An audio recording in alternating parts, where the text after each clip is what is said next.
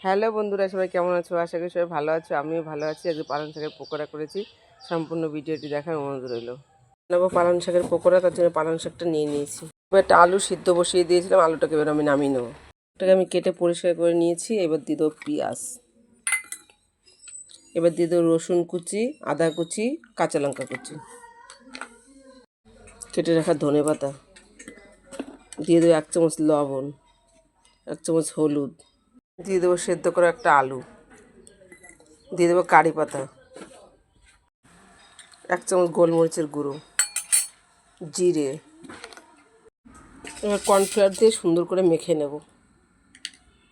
মেখে নিয়েছি, আমি কিন্তু একটু জল দিইনি। তেল বসিয়ে দিয়েছি, তেলটা গরম হয়েছে, পকোড়ার আকারে ভেজে নেব। সবগুলো আমি একইভাবে ভেজে নেব। পকোড়াটা আমার হয়ে গেছে, তোমাদের নামিয়ে নিয়ে দেখাচ্ছি।